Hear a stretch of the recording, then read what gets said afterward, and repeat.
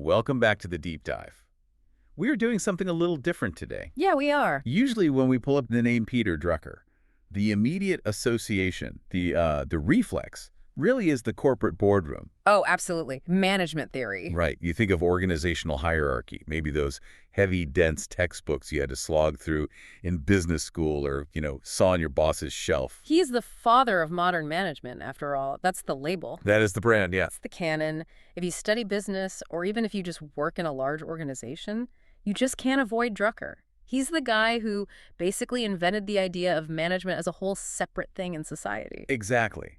But we aren't here to talk about supply chains or profit margins or, how to restructure a marketing department. We are pivoting. We're looking at a specific slice of his work that I think is actually way more relevant to our listeners right now than any corporate strategy he ever wrote. I think so, too. We are talking about how to manage the most chaotic, the most difficult, stubborn, and permanently struggling organization in existence. Which is? Yourself. It's such a fascinating shift in perspective when you dig into it. You have this man who wrote, 39 books? 39. It's incredible. He consulted for the biggest governments and companies on the planet, GM, GE, the U.S. government, and he stayed relevant until he was 95 years old. 95. And kind of hidden inside that huge body of work, especially in some of his later essays, there's this life design framework. He wasn't just theorizing about productivity for factories, he was living it for himself. And that's our mission for this deep dive. We've combed through these essays on successful aging, his notes on what he called the total life framework, and the analyses of his daily habits. We really do. One answer is simple, but I think incredibly difficult question. How do you stay curious, effective, and, frankly, sane in a world that is just designed to distract you? I mean, how did this guy manage to write 2/3 of his books after he turned 65? Yeah. It's an insane statistic. And what you find when you really analyze these sources is that Drucker saw an individual life very differently than most modern gurus do. He didn't see it as a ladder you climb. No. He saw it as a multi-dimensional ecosystem. And the core idea, and I know it sounds like a slogan, but it's actually a really rigorous discipline, is becoming the CEO of your own life. You know that phrase, CEO of your own life, usually makes me roll my eyes. Me too. It's a bit cliche. It sounds like something you'd see on a motivational poster in a grim corporate break room, or something an influencer yells at you on Instagram. Right. But the way Drucker unpacks it is surprisingly harsh. It's not about manifesting success or just having a positive attitude. It starts with a really uncomfortable tension between two concepts he was obsessed with: efficiency and effectiveness. And this is the bedrock. If you don't get this distinction, the rest of his whole philosophy just falls apart. And honestly, most of us get this wrong every single day. I know I do. Most of us are obsessed with efficiency. I look at my week and I'm thinking, how do I clear the inbox faster? How do I hack my schedule to fit in one more meeting? How do I listen to this podcast at 2x speed? Yes. It's all about velocity. It's all about speed. It's all about just doing more. Exactly. Efficiency is the mechanics of action. It's doing things right. It's about optimizing the process. But Drucker argues that efficiency is completely irrelevant. I mean, it is literally a waste of oxygen if you aren't doing the right things. Yeah, he had that one line that it destroys the whole modern productivity cult. It really does. Say it. There is nothing so useless as doing efficiently what should not be done at all. Oof. It's brutal. It's a painful reality check. It implies you can spend 10 years becoming the absolute best in the world at something that doesn't matter, and you've essentially just wasted a decade of your life. You're just the most efficient person on the Titanic, rearranging the deck chairs in record time. Right. You've optimized your way to total irrelevance. That's the danger he saw. And effectiveness is about impact. It's about the result, not the process. So to live this kind of total life Drucker talks about, you have to stop asking, how fast am I moving? And start asking, does this destination actually matter? It's a compass problem, not a speedometer problem. Okay, so if we accept that we need a compass, how in the world do we determine the destination? This leads us straight into the first major section of the source material: radical self-knowledge. This is what he called the manager of me concept. And Drucker's premise here is really interesting. He says that for most of human history, people didn't need to know themselves. What does he mean by that? Well, think about the historical context. If you were a peasant in the year 1400, you were a peasant. Your life was set. If your dad was a blacksmith, you were going to be a blacksmith. You didn't have to find yourself. Exactly. You didn't have an identity crisis because your identity was just handed to you at birth. Your career trajectory was a straight line. But now we have, in theory, total mobility. We can do almost anything, go anywhere. And with that mobility comes this incredible burden of choice. A burden we are totally unprepared for. We have to choose our careers, our values, our schedules, our contributions, and we're terrible at it. We rely on our ego or what our parents wanted for us or, what seems cool at the moment. Or we rely on what we just hope is true about ourselves. I hope I'm a good leader, or I think I'm really good at sales. I believe I'm a creative visionary. All just stories we tell ourselves. Right. And Drucker was a stickler for empiricism.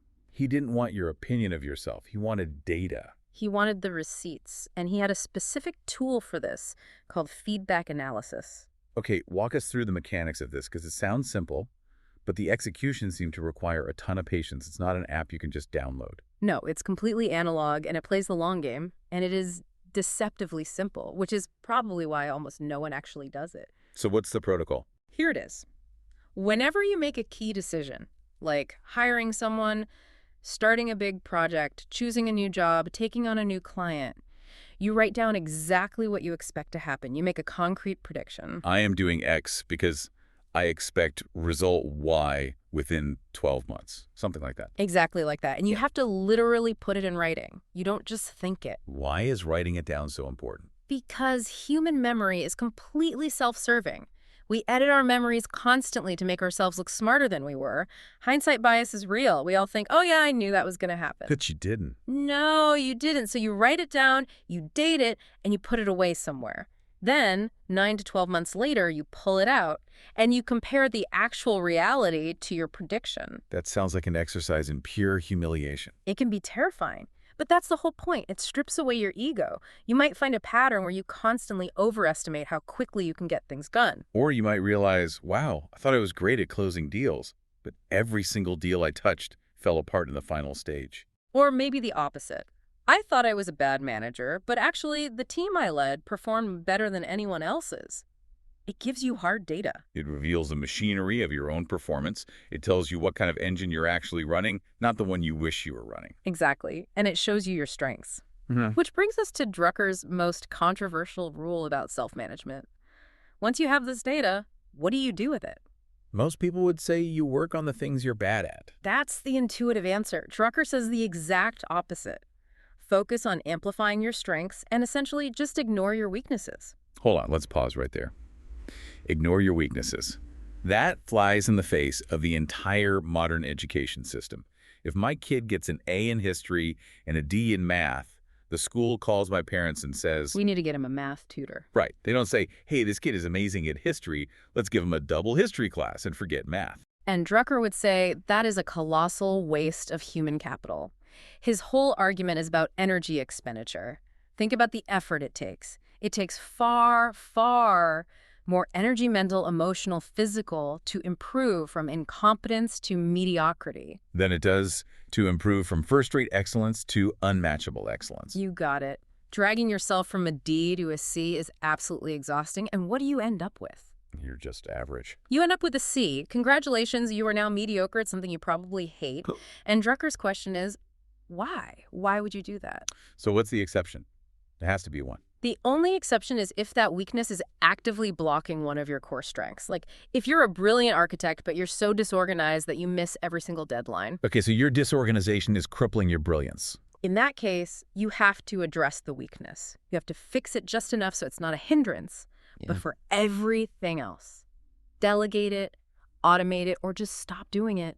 Don't waste your life trying to be average at things you aren't built for. The goal is to make your strengths productive and your weaknesses irrelevant. That is incredibly liberating. It's like it gives you permission to stop beating yourself up for not being good at everything. It does. But this self-knowledge thing isn't just about skills, right? The sources also highlight this ethical component, something called the mirror test. Right. Skills are about what you can do. The mirror test is about who you want to be. Yeah. It's all about values alignment. And this isn't just some abstract moralizing. He saw it as a deeply practical issue of sustainability. There was that story in the notes about a German ambassador that really nails this point. Yes, this was back in the early 20th century. A German diplomat was up for a huge promotion, a real career-making role. But there was a catch. Part of the job required him to host a dinner for a visiting dignitary who is known to be notoriously corrupt, basically a criminal. And the ambassador resigned. He just walked away from the biggest promotion of his life. And his reasoning was, I refuse to see a pimp in the mirror in the morning when I shave. Wow. It's the can you sleep at night test, but on a professional level. And Drucker faced this himself.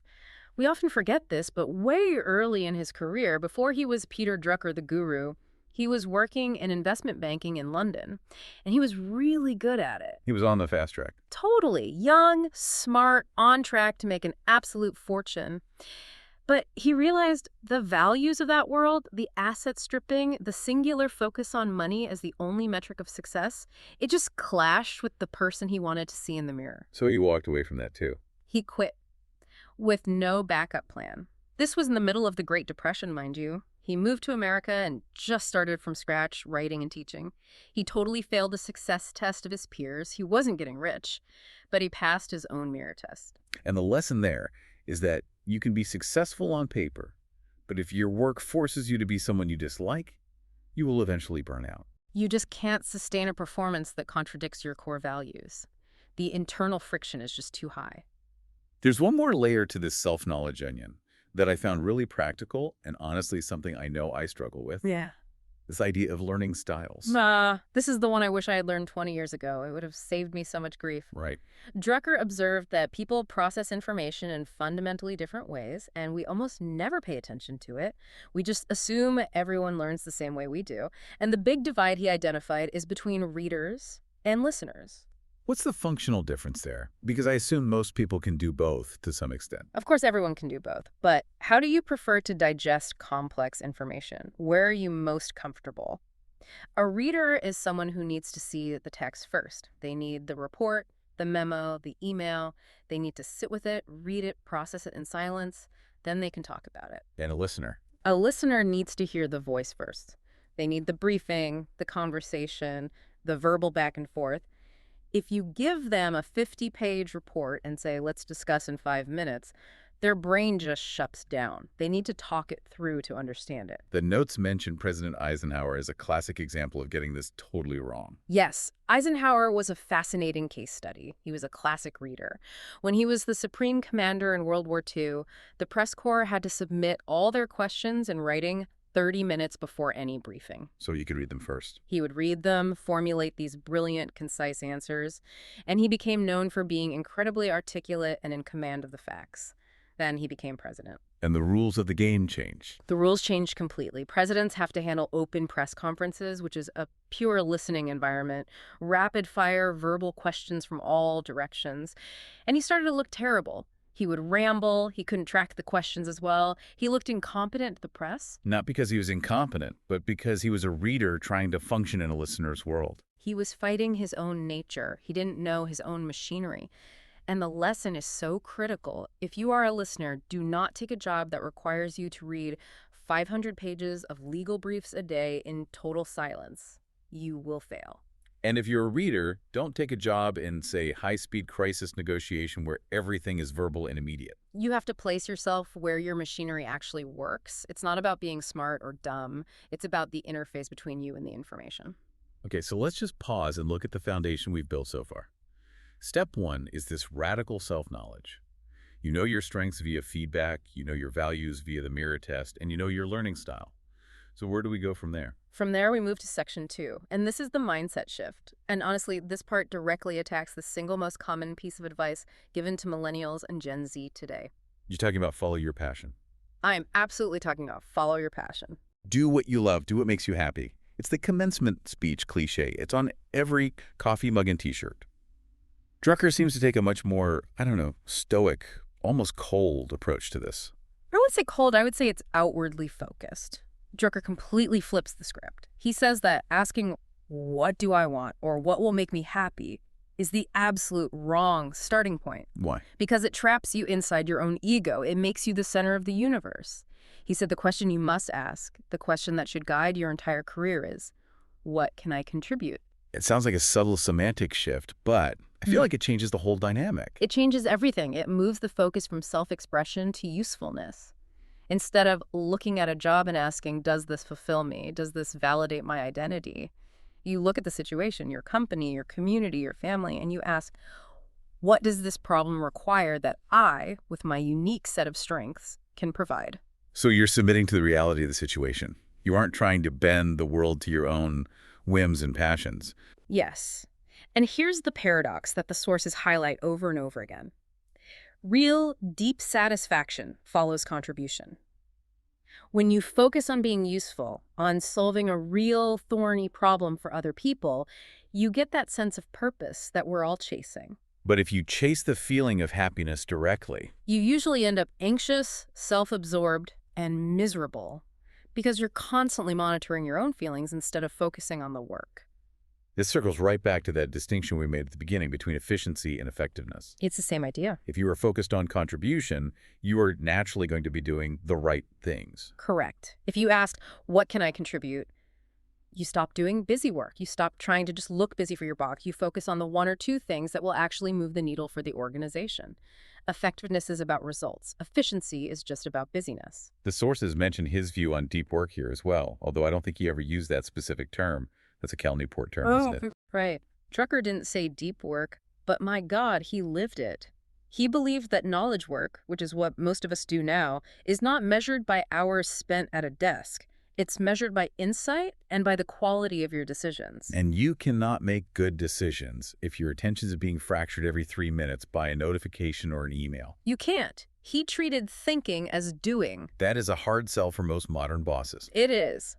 But if his primary contribution was strategy, then for him, sitting in a chair and staring out the window for 3 hours wasn't doing nothing. That was production. He was processing information. But try explaining that to a modern manager. What are you doing? I'm working. But you're just sitting there. Drucker understood that without that unstructured space for thought, you're just a reactive machine. You're just responding to other people's urgencies all day long. You're not actually contributing anything new. But to get that space, to have the luxury of staring out a window and thinking big thoughts, you have to be unbelievably aggressive with your schedule. This brings us to section 3, execution. And this is where Drucker stops being a philosopher and becomes a hardened tactician. This is the discipline of time management, and Drucker was absolutely adamant time is the single scarcest resource. We often don't feel that way, but just think about it. You can always make more money. You can borrow capital, you can hire more people, you can buy more equipment. You cannot rent, buy, or manufacture a single extra minute of time. It is totally inelastic. Once it's gone forever. And we treat it like it's infinite. We just give it away to anyone who asks, hey, you got a minute? Sure. We do. And the very first step to fixing this is another one of his empirical tools, the time log. Man is ill-equipped to manage time. That was his quote, wasn't it? Yes. We have no natural sense of it. We are completely delusional about how we spend our days. We think we spend an hour on email. It's actually 3. We think we spend half the day on big picture strategy. It's actually 15 minutes scattered between interruptions. We think the meeting was 30 minutes. It was actually 55. Always. So the time log is just tracking everything. It's real-time tracking. And this is key, not from memory at the end of the day, because that's just fiction you tell yourself. You have to track it as it happens, keep a little log for 2 weeks. And everyone who does this, CEOs, students, artists, whoever, is absolutely shocked by the results. You will see huge chunks of your time disappearing into what he called drift. Drift, that's such a great word for it. Just bureaucratic sludge. It is sludge. It's meetings that don't decide anything. It's reports that nobody reads. It's social pleasantries that drag on way too long. It's you trying to fix a printer for 20 minutes instead of just calling IT. So once you see the sludge, you have to scrape it off. You have to. And this brings us to my absolute favorite concept in this entire deep dive. It's the machete in the Drucker toolkit. It's called systematic abandonment. It sounds almost military.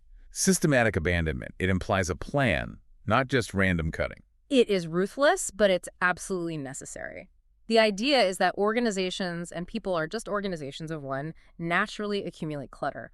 Old projects, recurring meetings, habits, social obligations, they just pile up like barnacles on the hull of a ship. And they create drag. So much drag. Eventually, the ship can't even move because it's carrying so much dead weight from the past. And you can't just wish them away. You have to actively cut them off. You have to ask what he called the golden question. This is the question you should tape to your computer monitor. If we weren't already doing this, would we start doing it today? Wow. That is such a clarifying lens. It cuts through the sunk cost fallacy instantly. Look at that weekly status meeting on your calendar. It's been there for 3 years. Everyone hates it. Everyone is on their phones during it. Ask the question. If we didn't have this meeting, would I, knowing what I know now, schedule it today? And if the answer is no? Then you must abandon it. You have to kill it. But that's the hard part, isn't it? We feel guilty. We say yes to things because they seem like good things to do. Oh, it's good to catch up with that old client, or it's good to volunteer for that committee, or it's good to keep this old project alive, just in case. And Drucker would say that doing good things that are not the right things is the enemy. He said the enemy of the great is not the bad. The enemy of the great is the good enough. You have to say no to the good to make room for the truly effective. He called it sloughing off yesterday. You cannot create the new if your calendar is completely stuffed with the old. You have to create a vacuum for innovation and contribution to enter. And he applied this to his personal life too, right? This wasn't just advice for his corporate clients. Oh, absolutely. He lived with what we might call a kind of monk-like simplicity. He worked from home long before it was normal or cool. He had a tiny staff. Often it was just him and his wife, Doris, answering the phone. No horde of assistants and chiefs of staff. No. He kept his operational life incredibly simple so that his intellectual life could be incredibly complex. He protected his solitude. He saw it as a professional obligation. He did. He understood that you cannot have big, original thoughts if you are constantly being distracted by little, trivial busyness. He treated his time with the same respect a billionaire treats their capital. Okay, so let's recap the stack we've built. We have self-knowledge, knowing your strengths and values. We have the contribution mindset, that outward focus. We have execution, the time log, and systematic abandonment. But what does the result of all this look like? If you do all this, if you cut out all the fluff, focus on your work, optimize your strengths, do you just become some kind of workaholic robot? That is the fear, isn't it? That you become a joyless, hyper-efficient machine.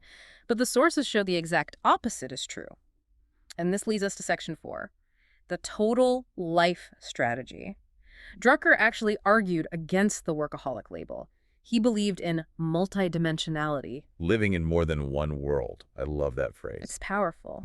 He observed that people who are truly satisfied, and more importantly, people who are resilient against disaster, don't have all their eggs in one basket. If your entire identity is senior vice president of marketing, what happens when you get laid off? Or when you retire? You're destroyed. You cease to exist, the phone stops ringing, and you just vanish. Exactly. You have no structural integrity.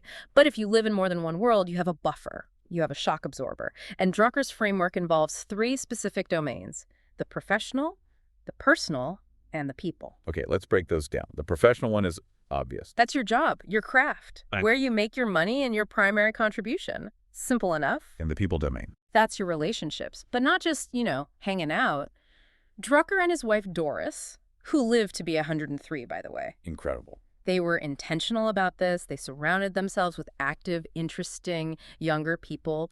They invested in their network, not for professional leverage, but for genuine community. They built a tribe. And the third one, the personal domain, is the one I think gets neglected the most in modern life. This is the critical one for resilience. These are what he called parallel careers. And that's a key distinction. He didn't call them hobbies. No. A hobby is something you do to kill time. It's passive, it's golf on Sunday. A parallel career is something you take seriously. It offers a different kind of challenge, a different arena for mastery. Drucker himself wrote novels. A lot of people don't know that. He wrote fiction. He did. And he studied Japanese art so intensively that he ended up teaching a course on it at a college level. Wait, he was a world-class expert on Japanese art. I had absolutely no idea. Yes. And that had nothing to do with management consulting. But it gave him a different world to live in.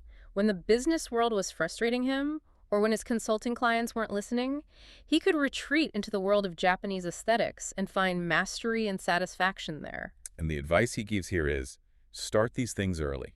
Do not wait until you're 64 and a half to find an outside interest.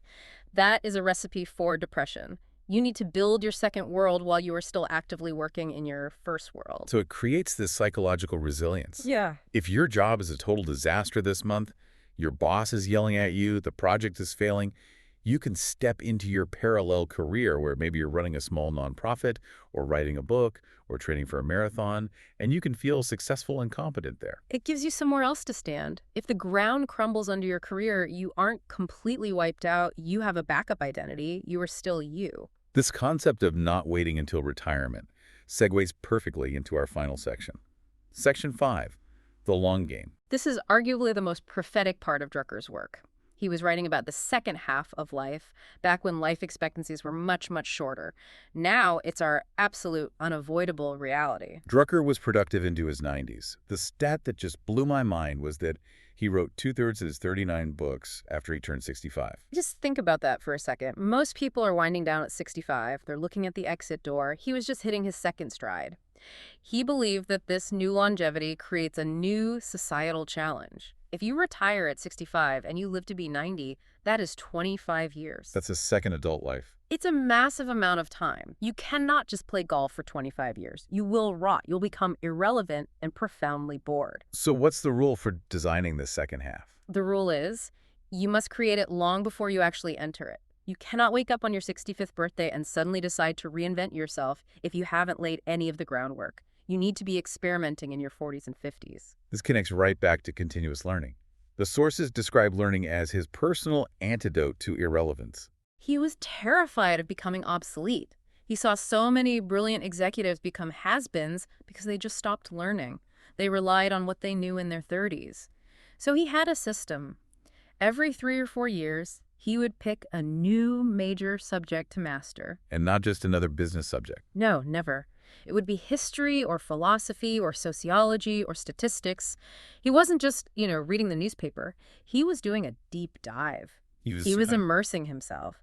He believed that by looking outside your own narrow field, you see patterns that the specialists all miss. If you're a marketer and you only read marketing books, you are just recycling the same 5 ideas as every other marketer. But if you're a marketer who's reading about 18th century military tactics or biology, suddenly you see analogies and connections that no one else sees. It keeps your brain plastic. It literally keeps you young. And he also emphasized generosity in this phase, the role of being a mentor. No one learns as much as the person who must teach. That was his mantra. He actually coined the term social sector for nonprofits. He believed that high performers have a social duty to take their skills, marketing, strategy, finance, and apply them to causes that matter. But it's not just charity, is it? It's also a survival strategy for the mentor. It absolutely is. It keeps you mobile. It puts you in direct contact with younger people and new ideas. If you are a 70-year-old retired executive who's mentoring a 25-year-old social entrepreneur, you are learning just as much as they are, if not more. You're learning the new language, the new tools, what the next generation cares about. It stops you from becoming an isolated dinosaur. It connects you to the future. So when we pull all of these threads together, the picture that emerges isn't the typical corporate shark. We're seeing a philosopher. We're seeing a kind of Renaissance man. I think the best word is a designer. That's the word that keeps coming to my mind. He designed his life. A thriving life isn't something that just happens to you by accident. You don't just stumble into it. No, you don't drift into a total life. You certainly don't drift into effectiveness. The default state of the world is entropy. It is distraction. It is busyness. It is mediocrity. The river is always pushing you toward being average. So to live a life like Drucker's requires the discipline to swim upstream. It requires the discipline to say no to all the trivial things so that you have the capacity to say yes to the 1 or 2 things that are truly meaningful. It requires managing yourself with the same seriousness and rigor that a CEO manages a Fortune 500 company. Maybe even more seriousness, because a company can go bankrupt and then restart. You can start a new LLC tomorrow. You only get one life. You are the CEO, but you are also the only employee and the only asset. If you burn out the asset, the game is over. That is a heavy thought, but it's also a really inspiring one. It puts the ball firmly in our court. And so we want to leave you, the listener, with a specific challenge. We mentioned systematic abandonment earlier. Here's your homework, straight from the Drucker playbook. Open your calendar right now, or as soon as you stop driving. Look at next week. Pick one recurring activity. It could be a meeting, a coffee date, a report you write, a habit you do every Wednesday. Just pick one. And ask yourself the golden question. If I weren't already doing this, would I start it today? And be brutally honest with yourself. Don't rationalize if the answer is no. What would happen if you just stopped? Just try it. Send the email canceling the meeting. You might find that the world doesn't end, the company doesn't collapse, and suddenly you have an hour of your life back. An hour you can use to contribute. An hour to think. An hour to design your second half. An hour to start building your parallel career. Apply these management principles to the most important organization of all, your own life. Thanks for diving deep with us. We'll see you next time.